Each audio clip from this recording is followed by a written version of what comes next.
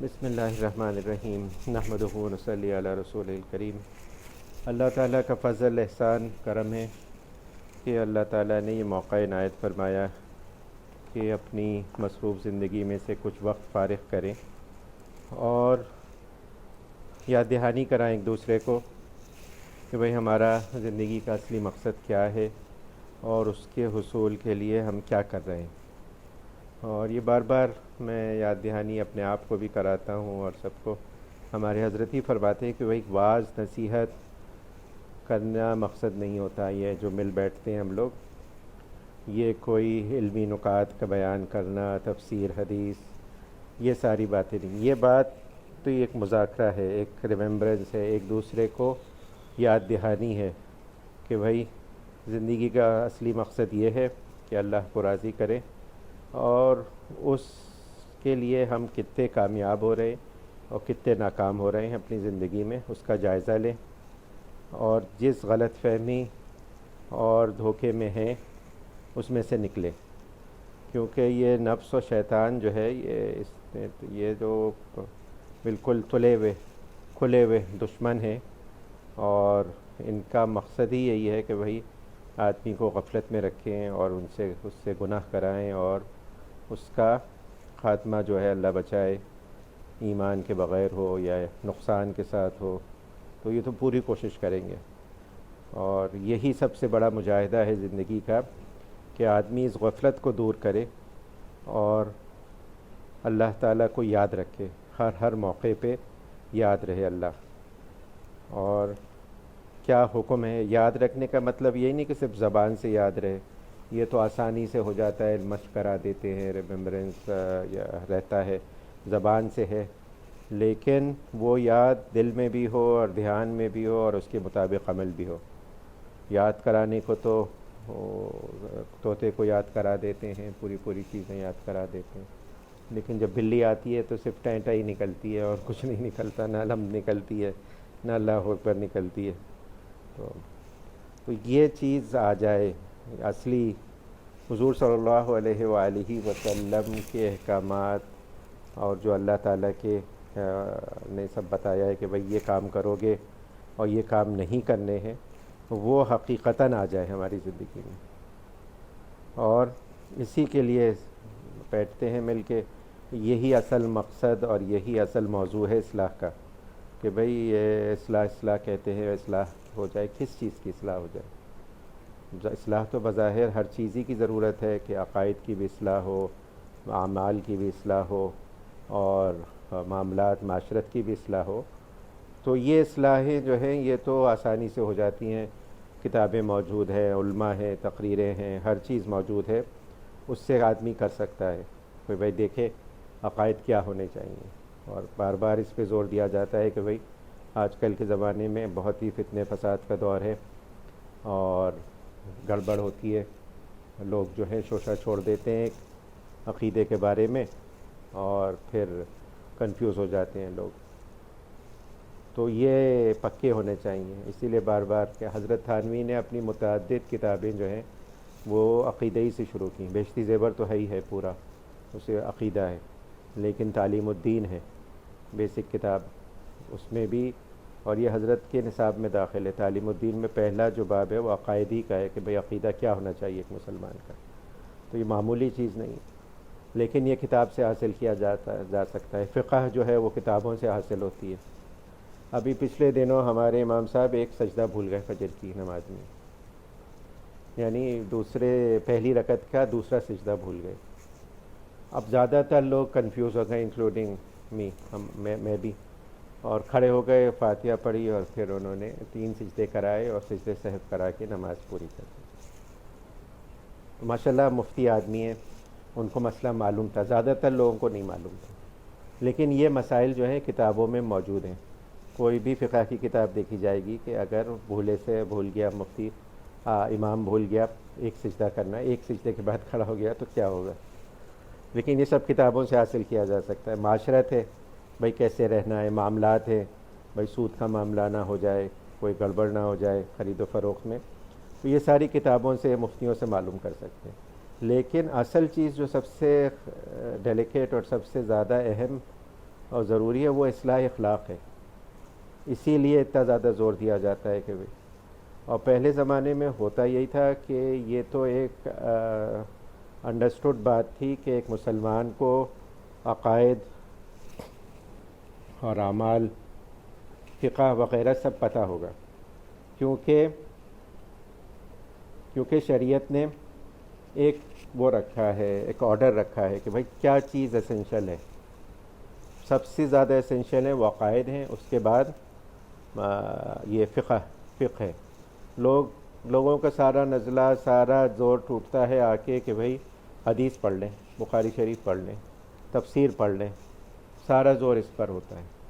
اور ماشاءاللہ ہے، اچھا جذبہ اچھا ہے، لیکن یہ کہ اس سے پہلے عقائد درست کریں، فقہ صحیح کریں. اللہ کو راضی کرنا ہے تو اپنی مرضی کے مطابق نہیں کرنا، اللہ کو راضی کرنا ہے حضور صلی اللہ علیہ وآلہ وسلم کے بتائے ہوئے طریقے کے مطابق. تو وہ فقہاء نے مختلف جو ہیں چاروں مذہب، ان میں سے انہوں نے متعین کر دیا ہے کہ بھئی یہ چیزیں ہیں، اس طریقے سے کرو گے تو شریعت فالو ہو رہی ہوگی، ورنہ نہیں فالو ہو رہی ہوگی. لیکن سب سے زیادہ ضروری جو چیز ہے اور جس سے کوتاہی ہے وہ ہے اخلاق کی اصلاح. ہم لوگ سمجھتے ہیں کہ اخلاق کیا ہیں، وہ یہی کہ کسی سے پولائٹلی بات کر لیں، کوئی آ جائے مہمان تو اس کی ضیافت کر دیں، اس کو اکرام کر لیں اس کا. جبکہ اخلاق کا وسیع مفہوم ہے. اخلاق تو وہ بنیادی آدمی کے اندر خوبیاں یا خامیاں ہیں جو باعث بنتی ہیں سارے اعمال کا. اب زکوٰۃ ہے، دینی ہے اس کو، لیکن لالچ ہے دل میں، کوئی ہیلا کر دیتا ہے، کوئی بہانہ کر دیتا ہے، جی نہیں چاہتا زکوٰۃ دوں میں. زکوٰۃ تو بہت بڑی چیز ہے، لیکن چھوٹی چھوٹے صدقات خیرات ہوتے ہیں، دم واجب ہو گیا. اب پوری کوشش اس بات کی ہے کہ کسی سے فتویٰ لے لیں کہ دم نہیں دینا پڑے. کتنے 300-400 کا دم ہے ریال کا. وہی یہ ایک مال کی محبت ہے، یہ ایک بنیادی وہ ہے. نماز پڑھ رہے ہیں لیکن دل کہیں اور لگا ہوا ہے، خیالات جو ہیں وہ اس طرف جا رہے ہیں جس چیز سے محبت ہے. وہ اور کیفیت نماز میں نہیں ہے جو حضور صلی اللہ علیہ وآلہ وسلم نے بتلایا کہ مطلوب ہے، کہ ایسی نماز پڑھو جیسا کہ رخصت ہونے والا نماز پڑھتا ہے، آخری نماز پڑھ رہا ہے، اللہ کی طرف توجہ ہو. بس کوشش تو کرنی ہے نا، کوشش کے درجے میں تو ہو، یہ اس کی طرف نہیں توجہ. اور اسی طرح سے دوسرے معاملات ہو گئے. غصہ آ گیا، اور غصہ ہر آدمی، میں انکلوڈیڈ، اپنا جسٹیفائی کرنے کے لیے تیار ہوں. میں جو دین کے لیے غصہ آیا، یہ تو دین کا وہ ہے، وہ اس وجہ سے. تو اس سارا حضور صلی اللہ علیہ وآلہ وسلم تو یہ فرما رہے ہیں کہ غصہ نہیں کرو. صحابی بار بار آ کے پوچھتے ہیں مجھے نصیحت کر دیجئے. حضور کہتے ہیں غصہ نہیں کرو، غصہ نہیں کرو، غصہ نہیں کرو. لیکن ہمارا ہر غصہ جو ہے وہ ہے، گاڑی چلاتے ہوئے دیکھ لیں، رکشے والے پہ بھی غصہ آ رہا ہے، اسکوٹر والے پہ، سب پہ غصہ آ رہا ہے. تو ایک ہے بعض حد تک صحیح ہے، لیکن یہ کہ پھر اس میں گالی گلوچ کرنے لگے، لڑنے بڑھنے لگے، جگہ نہیں دے، اور پھر اس کا اپنا پورا دن خراب گزرے، تو یہ جو ہے یہ غلط بات. تو ان کی اصلاح کی ضرورت ہے. اور یہی جو چیزیں ہیں یہ بنیاد بنتی ہیں ظاہری اعمال کا. جب تک یہ نہیں صحیح ہوتے، اخلاق رذیلہ نہیں جاتے، اخلاق حمیدہ نہیں آتے، کوئی اعمال بہتر نہیں ہو پاتے. بظاہر کر رہا ہے آدمی، خوب کر رہا ہے، جہاد بھی کر رہا ہے، صدقات بھی کر رہا ہے، علم دین بھی حاصل کر رہا ہے، لیکن اجر کچھ بھی نہیں، حاصل کچھ بھی نہیں. آج کل ہم لوگ دیکھ لیں، مسجدیں بھری ہوئی ہیں نمازیوں سے. حج پہ جائیں تو سیٹ ملنا مشکل ہے، اس کے لیے لوگ وہ لگاتے ہیں، سورس لگاتے ہیں، رشوت دیتے ہیں کہ بھائی ہمارا نام آ جائے. عمرے پہ چلے جاؤ تو اتنے لوگ موجود ہیں، لیکن واپس آتے ہیں تو پھر وہی گڑبڑ، کوئی ان میں چینج نہیں آتا، کوئی تبدیلی نہیں آتی. وہاں تو لبیک کہا، اللہم لبیک، اے اللہ میں حاضر ہوں، لیکن دفتر میں بیٹھے ہیں، مریض دیکھ رہے ہیں، کام کر رہے ہیں، وہاں پہ نہیں حاضر ہیں، وہاں پہ نہیں، وہاں پہ کوئی جو جی چاہتا ہے کرتے ہیں. تو یہ چیز جو حاصل ہو جائے اس کے لیے محنت چاہیے. اور ہم سب لوگ جو ہیں وہ ہیں، کاہل ہیں. کوشش نہیں کرنا چاہتی. اسی لیے اس زمانے میں اصلاح تصوف جو ہے نا یہ بالکل بیک گراؤنڈ میں چلا گیا. یہ مجاہدہ چاہتا ہے, یہ چاہتا ہے آدمی کے لیے کہ عمل کرے. باقی جگہ سب تقریر چل جاتی ہے, باتیں چل جاتی ہیں, یہاں پہ نہیں چلتا. یہاں تو پہلے دن ہی سے بھائی بتایا جاتا ہے کہ یہ کرنا ہوگا, فرائض واجبات کرنے ہیں, اور بھی ایکسٹرا چیزیں کرنی ہیں, اپنے کو پابند کرنا ہے. تربیت ہے تو تربیت سے سب بدکتے ہیں, کہتے ہیں کہ اوہو یہ کیا باندھ دیا, پہلے ہی کوئی ہم کم مصروف ہیں, کام کر رہے ہیں, کما رہے ہیں, کھا رہے ہیں, اور اوپر سے اور بھی ہمیں پابند کر دیا کہ یہ کرو یہ نہ کرو. تو اس لیے یہ پاپولر نہیں ہے, پاپولیرٹی نہیں گین کرتا. جہاں پہ تحریکیں چل رہی ہیں نا تصوف کے نام پر, تو وہاں کوئی اور چیز ہوتی ہے اصل میں. اگر وہ پاپولر نظر آ رہا ہے نا تو کچھ اور ہے, لیکن جہاں پہ حقیقتاً ہے وہاں پر عمل کی وہ ہے کہ بھئی عمل کرو. تو یہاں پہ حضرت کے ہم اس میں سے پڑھتے ہیں واعظ میں سے, تو اس میں حضرت فرما رہے ہیں کہ حضرت تھانوی رحمۃ اللہ علیہ فرماتے ہیں ایک درجہ تو ہے تقاضۂ معصیت کا, یعنی گناہ کرنے کا آدمی کو ایک شوق ہو, ایک ارادہ ہو, ایک امنگ دل میں ہو.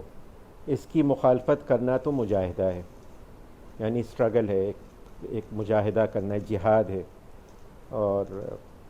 اور اس تقاضے کا منشا ہے خلق رذیلہ, اخلاق کوئی ہے چیز, آپ چاہتا ہے کہ فلاں چیز دیکھ لوں, فلاں چیز کھا لوں, فلاں عمل کر لوں, فلاں کو یہ بات سنا دوں, فلاں کی اس طرح سے میں وہ کر دوں بات کہ وہ تل ملا کے رہ جائے.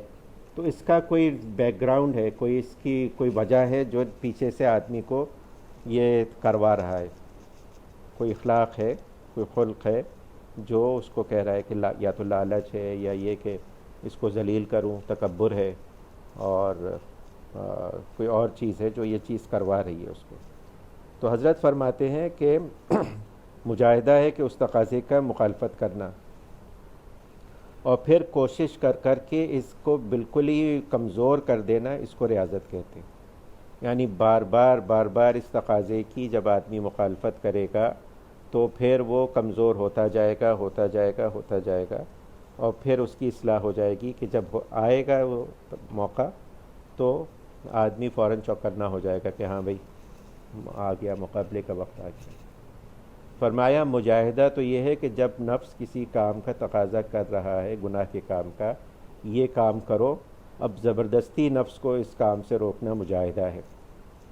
اور ریاضت کا مطلب یہ ہے اس کام کے داعیے کا جو منشا تھا, بار بار مجاہدہ کرنے کے نتیجے میں اس منشے پر ضرب لگے, اس ضرب لگنے کے نتیجے میں وہ کمزور ہو گیا اور اس محال ہو گیا, تو یہ ریاضت ہے.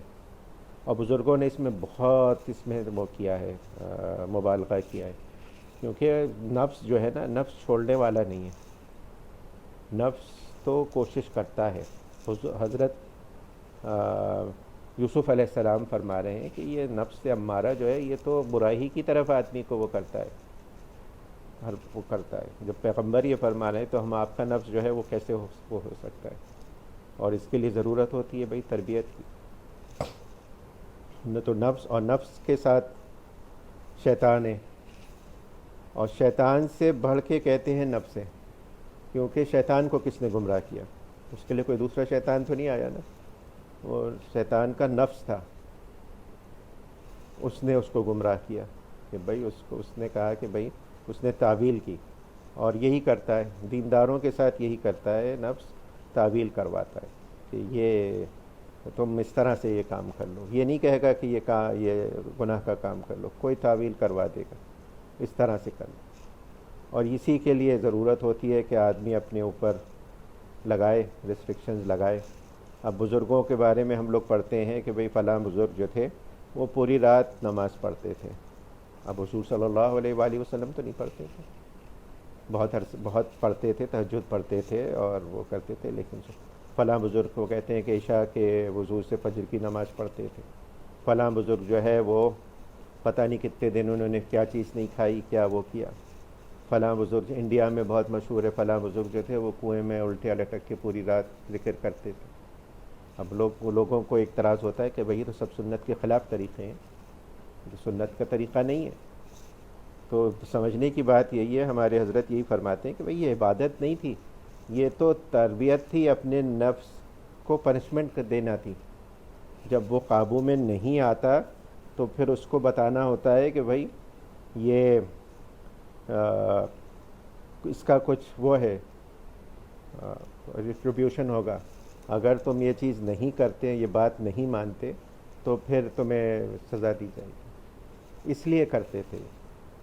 اور آج بھی مجھے جو کرواتے ہیں مشائخ ہمارے ہیں داماد یو اے ای میں، ان کے شیخ ہیں حضرت مولانا ابوالحسن ندوی رحمۃ اللہ علیہ کے مرید، اور حضرت ابرار الحق صاحب، اور بڑے بڑے مشائخ سے انہوں نے یہی رکھا ہوا ہے کہ فجر کی نماز نکل جائے گی تو روزہ رکھنا پڑے گا۔ تو ان کو ڈر لگا رہتا ہے، الارم لگانا پڑتے ہیں کتنے سارے، بلکہ ملک سے باہر سے بھی فون کیے جاتے ہیں ان کو، ان کے والدین کے بھائی کہ فجر کے لیے ضرور اٹھے، فجر کے لیے نہیں اٹھے تو پھر روزہ ہے۔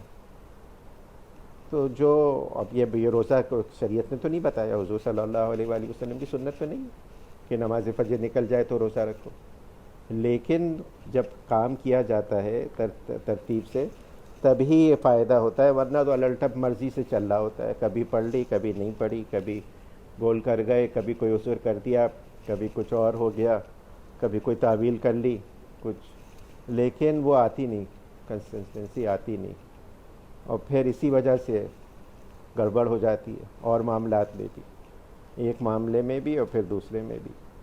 تو یہ ضرورت ہے کہ بھئی اپنے کو باندھا جائے، اور باندھنے سے ہر آدمی ڈرتا ہے کہ بھئی کیسے باندھ دیا جائے، ہماری آزادی چلی گئی۔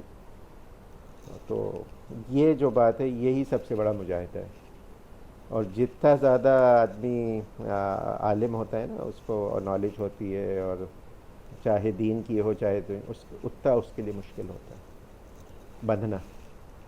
اس لیے عالم لوگ جو ہوتے ہیں نا وہ کم قابو میں آتے ہیں کسی کے،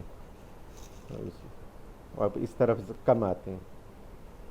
حضرت فرماتے ہیں گناہ سے بچنے کے لیے بعض اوقات انسان کو بار بار بند ہو جاتا ہے اندر، گناہ سے بچنے کے لیے بعض اوقات انسان کو کچھ جائز چیزیں بھی ترک کرنی پڑ جاتی ہیں۔ ایک کام بذات خود جائز ہے، لیکن کبھی اس کو اس لیے چھوڑنا پڑتا ہے کہیں یہ نفس اس جائز کام سے بالآخر کسی ناجائز کام کی طرف لے جانے والا نہ بن جائے۔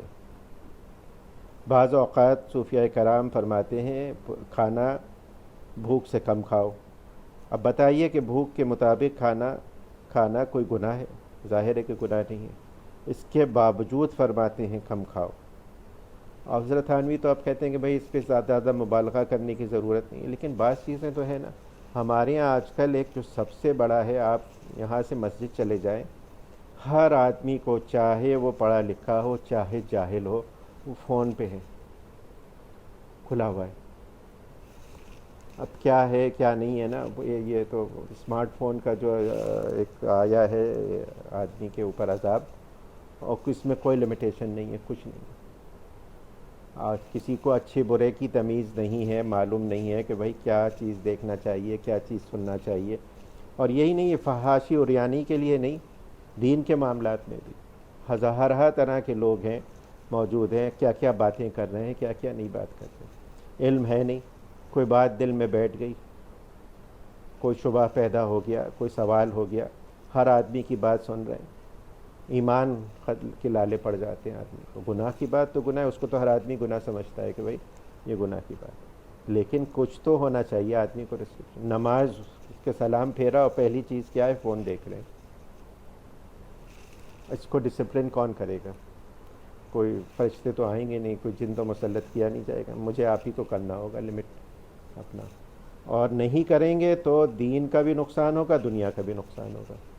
اب لوگ ہیں عادت ایسی پڑی ہوئی ہے، گاڑی چلا رہے ہیں ٹیکسٹ کر رہے ہیں یا کچھ براؤز کر رہے ہیں، سب کی زندگی عذاب میں، جو پیچھے ہیں دائیں بائیں ہیں، ٹکر ہو گئی تو الگ بات، لیکن ٹریفک ڈسٹرب ہوا، یا عادت ہے، اور لوگ سمجھتے ہیں معمولی بات ہے، ہم جب چیز چاہے چھوڑ دیں، چھوڑ کے دکھاؤ، نہیں چھوڑ سکتے، ایڈکشن ہے، باقاعدہ ایڈکشن ہے۔ ساؤتھ کوریا میں باقاعدہ ٹریٹمنٹ ہوتا ہے اس کا، انٹرنیٹ ایڈکشن کا۔ ہم سمجھتے ہیں کہ کیا بات ہے، جب بھی چاہے گا چھوڑ دیں گے، نہیں چھوٹتا، کبھی نہیں چھوٹتا۔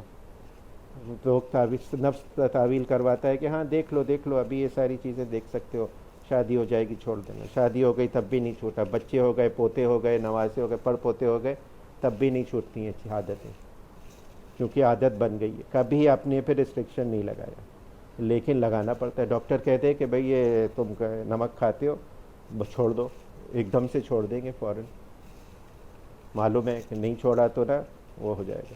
اور کتنے ہزار لوگ ہیں شکر چھوڑے بیٹھے ہوئے کہ وہ ڈائبٹیز ہے، اگر کھائیں گے تو معلوم ہے مر جائیں گے، یقین ہے، ڈاکٹر کی بات کے یقین ہے، اللہ اور رسول کی بات کے یقین نہیں۔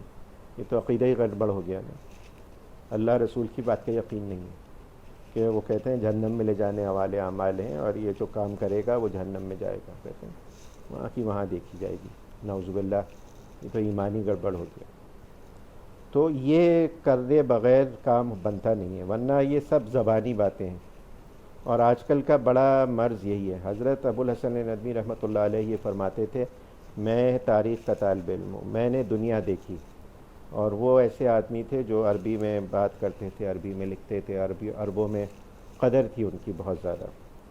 تو فرماتے تھے امت کا مسئلہ اس وقت نہ علم کی کمی ہے، نہ مال کی کمی ہے، نہ وسائل کی کمی ہے، اور امت کا مسئلہ منافقت ہے، کہتے کچھ ہیں کرتے کچھ ہیں، کہتے کچھ ہیں کرتے کچھ ہیں۔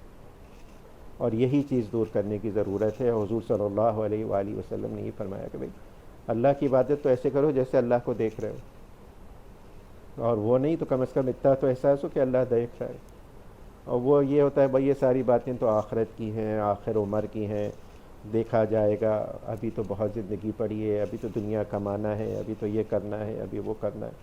شیطان نفس اور شیطان اسی طرح سے دھوکہ دیتا ہے آدمی کو۔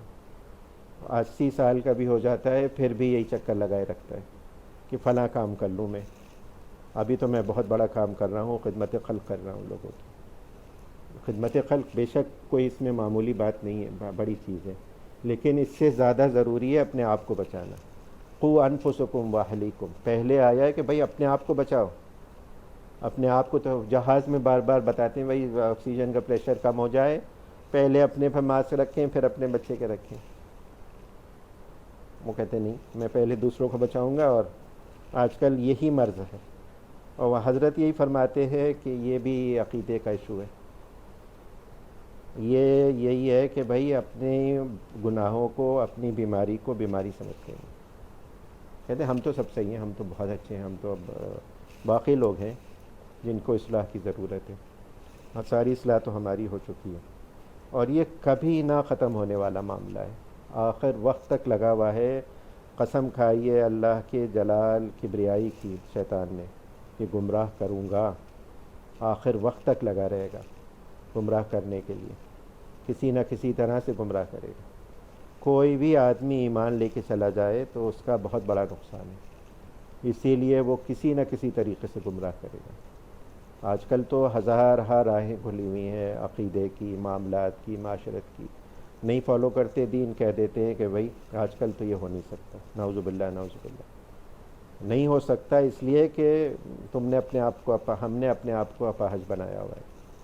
کہہ دیتے ہیں پردہ نہیں ہو سکتا، اس زمانے میں پردے کی کیا ضرورت ہے، اس زمانے میں ضرورت تھی، ہم تو بہت مہذب لوگ ہیں، ہمیں کیا ضرورت پردے کی۔ تو ایمانی چلا جاتا ہے یہ ساری باتیں کرنے سے۔ وہاں یہ کہیں کہ بھئی ہم کمزور ہیں، ہم نہیں کر پاتے، کرنا چاہیے، اللہ تعالی ہمیں معاف کر دے، توفیق عنایت فرماتا۔ تو یہ جو بات آج کل ہو گئی ہے کہ ہر چیز کا جواز ہے، ہر چیز کے لیے کوئی عذر ہے، یہ چیز دور کرنا اور اپنے کو پابند کرنا، اس کے بغیر نہیں ہوگا۔ یہ مجاہدہ جو ہے نا، جہاد کے لیے ابھی کال دے دی جائے تو 1000 لوگ آ جائیں، اور حضور صلی اللہ علیہ وآلہ وسلم فرما رہے ہیں کہ بھئی یہ جہاد تو جہاد ہے، لیکن جو اپنے نفس سے جہاد کرتا ہے اصلی مجاہد تو وہ ہے۔ اور ایک حدیث جو کہ ہے کنٹروورشلی ہے، لیکن یہ کہ جہاد سے تشریف واپس لا رہے تھے تو فرمایا کہ ہم چھوٹے جہاد سے بڑے جہاد کی طرف آ رہے ہیں، دن ہر روز کا ایک جہاد ہے۔ ہر روز نفس جو ہے وہ یہ کہتا ہے کہ بھئی نماز نہ پڑھ، یہ گناہ کر لے، یہ چیز کر لے، یہ وقت ضائع کر دے، ہر چیز۔ تو یہ اس کو قابو میں لانا، تو اس کے لیے ضرورت ہے اپنے آپ کو پابند کرنے کی، اور اس میں سنت یہی ہے کہ بھائی کہ اس میں کسی سے مشورہ لیا جائے۔ حضور صلی اللہ علیہ وآلہ وسلم تشریف لے گئے رات میں، تو دیکھا کہ حضرت ابو بکر جو ہے وہ بہت ہی آہستہ آہستہ تلاوت فرما رہے ہیں، اور حضرت عمر جو ہے وہ بہت زور سے تلاوت فرما رہے ہیں۔ تو صبح کے وقت میں حضرت حضور صلی اللہ علیہ وآلہ وسلم نے پوچھا، مفہوم ہے حدیث کے، تو حضرت ابو بکر سے کہ بھئی تم بہت خاموشی سے کر رہے تھے، تو نے کہا کہ بھئی میں جس کو سنا رہا تھا اس نے سن لیا۔ اور حضرت عمر رضی اللہ تعالیٰ عنہ نے فرمایا کہ میں سوتوں کو وہ جگا رہا تھا اور شیطان کو بھگا رہا تھا۔ تو حضور صلی اللہ علیہ وآلہ وسلم نے حضرت ابو بکر سے کہا اپنی آواز تھوڑی سی اونچی کرو، اور حضرت عمر فاروق رضی اللہ تعالیٰ عنہ سے کہا تم اپنی آواز تھوڑی نیچی کرو، یعنی تربیت کی ان کی، دونوں کو اپنی اس پہ نہیں چھوڑ دیا مرضی پہ کہ جو جی چاہے کرو۔ اس لیے ضروری ہوتا ہے کہ بھئی مشورہ کرے آدمی کسی سے اپنے اعمال میں، اور یہی چیز ہوتی ہے جو دیکھی جاتی ہے آج کل پریکٹیکل لائف میں بھی۔ پڑھ تو لیا آپ نے، پھر آپ انٹرنشپ کر رہے ہیں کہیں پہ، اور میڈیسن میں تو کتنی زیادہ ہے بھائی، آپ نے میڈیسن کیا، انٹرنشپ کی، پھر ریزیڈنسی کی، ہاؤس جاب کیا، پھر فیلوشپ کی، اور اس میں کیا ہے وہ یہی دیکھ رہے ہیں کہ بھئی آپ کا جو مینٹر ہے، آپ کا جو سپروائزر ہے، وہ کس طرح سے اپروچ کرتا ہے، اور وہ یہی دیکھا جاتا ہے کہ بھئی آپ کا طریقہ کیا ہے، کیا سیکھا آپ نے، وہ چیز جو ہے وہ حاصل ہوئی کہ نہیں ہوئی۔ تو یہ چیز جو ہے یہ دین کے معاملے میں بھی ضروری ہے۔ دین کا معاملہ ہم لوگ نے یہ سمجھ لیا ہے کہ بھئی دین تو گھر کی لونڈی ہے، ہم تو پیدا ہو گئے تھے دین کے ساتھ، اب تو بس یہ تو ایسی چیز ہے جو کہ چپکی رہتی ہے اور یہ آخر تک چپکی رہے گی۔ کوئی چپکی نہیں رہتی، تھوڑی سی غفلت سے چلی جاتی ہے، اللہ بچائے۔ اور بزرگ فرما چکے ہیں کہ جا کے قبرستانوں میں دیکھ لو کتنے لوگ ایمان کے ساتھ ہیں، کتنے لوگ بغیر ایمان کے۔ حضرت گنگوہی رحمۃ اللہ علیہ فرماتے تھے کہ جو اکابر خصوصاً ائمہ کی توہین کرتے ہیں، ان کے لیے غلط الفاظ استعمال کرتے ہیں، جا کے دیکھ لے قبرستانوں میں ان کے منہ قبلے کی طرف سے پھرے ہوئے۔ آج کل تو ہے ہی، سب سے پہلا تو مسئلہ یہی ہے کہ خود ہی نہیں قبلہ رخ کرتے، میت کو چت لٹا دیتے ہیں، جبکہ چت نہیں لٹایا جاتا ہے، یہ دہنی کروٹ لٹایا جاتا ہے قبلے کی طرف، منہ پہلے ہی سے یہ کر دیا۔ لیکن حضرت فرما رہے ہیں کہ دیکھ لے جو دیکھ سکتا ہے۔ تو دین بھی دین کی طرح سے حاصل کیا جائے، اور اس میں بھی ایک اسٹینڈرڈ ہے۔ اب ہر آدمی یہی کہتا ہے کہ بھائی میں دیندار ہوں، اور وہ فلاں بھی آ رہا ہے، فلاں جماعت کا بھی ہے، فلاں اس کا بھی ہے، فلاں بھی اس کا ہے، سب یہی کہتے ہیں کہ بھائی ہم چیمپئن ہیں، لیکن کوئی اسٹینڈرڈ نہیں ہے۔ کیا اسٹینڈرڈ ہے؟ ڈاکٹر آتا ہے تو آپ دیکھتے ہیں کیا ڈگری ہے اس کے پاس، FCPS ہے، MRCP ہے، FRCS ہے، ڈپلومیٹ ہے، امریکن بورڈ ہے، کیا ہے کیا نہیں ہے، کہاں سے کیا ہے کیا نہیں کیا۔ لیکن دین کے معاملے میں کوئی خبر نہیں، ہر آدمی ایک ہے وہ بنا ہوا ہے ترم خان۔ اسی لیے یہ اتنا زیادہ کنفیوژن ہے، اور اسی لیے طرح طرح کی باتیں ہیں اور طرح طرح کی خلفشار ہیں۔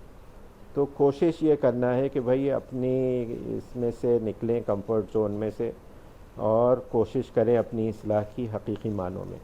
اور ہمارے حضرت یہ فرماتے ہیں کہ بھائی رمضان کا مہینہ آ رہا ہے، اب یہ رمضان کا مہینہ بظاہر تو وہی ایک مہینہ ہے اللہ کے مہینوں میں سے، 12 مہینوں میں سے، لیکن یہ اصل میں ایک ریفریشر کورس ہے۔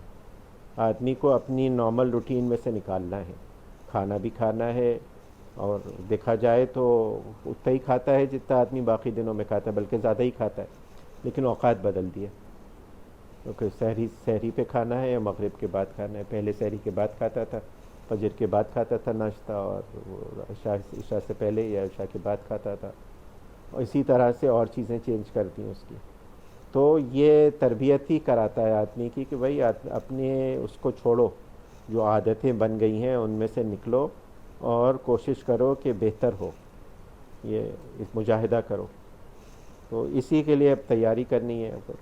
3 ہفتے ہی بلکہ اس سے بھی کم ہی رہ گئے ہیں کہ رمضان کی آمد ہے، اور جیسے پہلے عرض کیا تھا کہ سب سے زیادہ ضروری عمل جو ہے وہ ہے گناہوں سے بچنا۔ ہمارے حضرات فرماتے ہیں کہ سوتے رہو دن بھر، فرائض واجبات ادا کرو، چاہے سوتے رہو، کوئی حرج نہیں ہے رمضان میں، جن لوگوں کی چھٹیاں ہو، کام نہیں کرنا ہو، لیکن بس گناہ نہیں کرو۔ یہ نہیں کہ بس اسی وہی پرانی عادتیں ہیں، انٹرنیٹ پہ لگے ہوئے ہیں اور ساری چیزیں خرافات وہی چل رہی ہیں، تو پھر مقصد حاصل نہیں ہوگا۔ رمضان جس مقصد کے لیے آیا ہے، اور وہ کیا مقصد ہے؟ وہ یہی مقصد ہے نا کہ تم کو تقوی پرہیزگار بنا دے، لعلکم تتقون، تو وہ مقصد حاصل نہیں ہوگا۔ اور مقصد یہ زندگی بھر کا مقصد ہے، یہی مقصد ہے، اسی مقصد کے لیے ہم لوگ بیٹھتے ہیں کہ ہم لوگوں کو اللہ کا پاس لحاظ ہو جائے۔ تقوی کا مطلب لوگ ڈر لیتے ہیں، لیکن اصل میں کہ اس کا خیال رہے ہر وقت اللہ کا، کہ بھائی کوئی ایسی بات نہ ہو جائے جو اللہ کو ناراض کر دے، اللہ تعالیٰ ناراض ہو جائے، اللہ تعالیٰ کی پسند کے خلاف کوئی چیز ہو جائے۔ تو یہ صرف رمضان کے ساتھ خاص نہیں ہے، رمضان کے بعد بھی اور رمضان سے پہلے بھی۔ اور اس میں سب سے زیادہ اہم جو چیز ہے، جو سب سے زیادہ رمضان کی تیاری کے لیے، وہ ہے دعا کا اہتمام۔ ہمارے حضرت فرماتے ہیں کہ پہلے سے دعا کرنا شروع کر دے آدمی کہ یا الہی میں تو کمزور ہوں، عاجز ناتوان ہوں، میں اور میری کوشش کیا، آپ میرے لیے آسان کر دیں۔ یہ ساری باتیں تو میں نے سن لی اور مجھے معلوم بھی بہت کچھ ہے، لیکن عمل کا وقت جب آتا ہے تو بہت ساری چیزوں پہ عمل بھی نہیں کر پاتا میں، اور کرتا بھی ہوں تو ٹیڑھا میرا ہی عمل ہوتا ہے۔ دیکھتے ہیں ہم لوگ، ہمیں سب سے زیادہ جو ہے نا ہمیں اپنے بارے میں معلوم ہے، لیکن یہ نفس اور شیطان یہ امپریشن دیتے ہیں کہ بھائی تم تو یونیک ہو، تم سے بڑھ کر تو کوئی ہے ہی نہیں، اسی لیے برا لگتا ہے کوئی آگے نکل جائے، کوئی کہہ دے ہم کو، کوئی ایک لفظ کہہ دے جو ہماری جو پرزیومڈ شان ہے اس کے خلاف کہہ دے، کتنا برا لگتا ہے، دل ملا کے رہ جاتا ہے آدمی۔ کہ چچا جان کہہ دے، بابا کہہ دے، جیسے جیسے عمر بڑھ رہی، پہلے بھائی کہتا تھا، اب چچا، پھر اب بابا، آدمی دل ملا کے رہ جاتا ہے۔ وہ اتنے بڑے ڈاکٹر ہیں، ہمیں بابا کہہ دیا۔ مریض بھی یہی کہتے ہیں۔ تو اس کا وہ آدمی کرے، بس دعا کرے اللہ تعالیٰ سے کہ بھئی میرے لیے آسان کر دے، اور اللہ تعالیٰ کے توفیق کے بغیر ممکن نہیں ہے، ورنہ پھر یہ کچھ ہمارے قبضے میں نہیں ہے۔ خدا نہ خواستہ کوئی ایسی پریشانی آ جائے، کوئی بیماری آ جائے، سارا یہ جو سب ہے نا دھرا کا دھرا رہ جاتا ہے کہ بھئی میں روزہ رکھوں گا، میں تراویح پڑھوں گا، میں یہ کروں گا، میں یہ کروں گا، تو روزے قرآن ختم کروں گا، اور کیا کیا کروں گا۔ اللہ تعالیٰ سب دکھا دیتے ہیں کہ بھئی روزہ تک نہیں رکھ سکتے تو ہماری توفیق کے بغیر۔ تو اللہ تعالیٰ کہنے سننے سے زیادہ عمل کی توفیق عنایت فرمائے، بس دعا کر لیں۔ اللہم صلی علی حبیبک محمد وعلی آل حبیبک محمد کما صلیت علی ابراہیم وعلی آل ابراہیم انک حمید مجید۔ اللہم بارک علی حبیبک محمد وعلی آل حبیبک محمد کما بارکت علی ابراہیم وعلی آل ابراہیم انک حمید مجید۔ یا العالمین، یا غیاث المستغیثین، امان المستجیرین، یا مجیب دعاء المتقین، ہمیں تمام چھوٹے بڑے اگلے پچھلے خفیہ اعلانیہ تمام گناہ معاف فرما دیں۔ ہم کوئی تعویل عذر نہیں کرتے، پورا اقرار کرتے ہیں اپنی غلطی کا۔ یا اللہ معاف فرما دیجیے، آئندہ کے لیے بچنے کی توفیق عنایت فرما دیجیے، عزم و ہمت میں قوت عنایت فرما دیجیے۔ ہم آپ کے دین کے راستے پہ چلنا چاہتے ہیں، اس راستے کی جو رکاوٹیں ہیں ان کو دور فرما دیجیے یا العالمین، ہمارے لیے آسان کر دیجیے، نفس و شیطان کا مقابلہ آسان کر دیجیے یا العالمین۔ تمام خیر آپ سے مانگتے ہیں جو آپ کے حبیب حضرت محمد مصطفیٰ صلی اللہ علیہ وآلہ وسلم نے آپ سے مانگی، اور تمام اس شر سے پناہ مانگتے ہیں جس سے آپ کے حبیب حضرت محمد مصطفیٰ صلی اللہ علیہ وآلہ وسلم نے پناہ مانگی۔ وانت المستعان وعلیک البلاغ ولا حول ولا قوۃ الا باللہ۔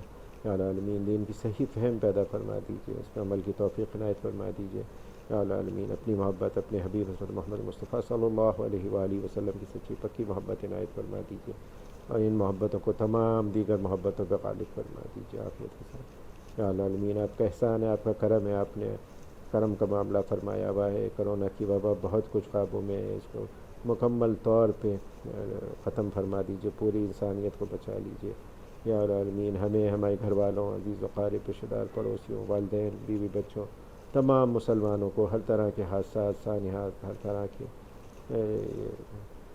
بیماریوں سے، لوگوں کی زار ثانیوں سے، ڈاکے، چوری اور دیگر جتنے رائج الوقت یہ ہے ظلم کے، ان سب سے بچائیے یا العالمین۔ بچے بچیاں جہاں کہیں بھی ہیں ان کی حفاظت فرمائیے، ان کے ایمان کی، جان مال عزت آبرو کی، صحت کی حفاظت فرمائیے۔ جو بچے بچیاں رشتوں کے انتظار میں ہیں ان کو صحیح معنوں میں دیندار، قدر کرنے والے، غصہ نہ کرنے والے رشتے عنایت فرمائیے یا العالمین۔ امت محمد صلی اللہ علیہ وآلہ وسلم پر رحم فرمائیے، کرم فرمائیے۔ جہاں جہاں مسلمان مظلوم ہیں ان کی مدد نصرت فرمائیے، کشمیر میں، برما میں، افغانستان، فلسطین، شام میں یا العالمین۔ اللہم اغفر لامت محمد صلی اللہ علیہ وآلہ وسلم، اللہم فرج عن امت محمد صلی اللہ علیہ وآلہ وسلم، اللہم ارحم امت محمد صلی اللہ علیہ وآلہ وسلم یا العالمین۔ جو مانگا وہ عنایت کیجیے، جو مانگنا چاہیے تھا یاد نہیں آیا ہمارے لیے مناسب ہے وہ بھی اپنے کرم اپنے فضل سے عنایت فرما دیجیے، اور سب سے بڑھ کر یہ کہ عافیت کے ساتھ ہم سب کو اپنے اولیاء میں شامل فرما لیجیے۔ وصلی اللہ تعالی علی خیر خلقہ ونور عرشہ وزر لطفہ محمد وآلہ وصحبہ اجمعین برحمتک۔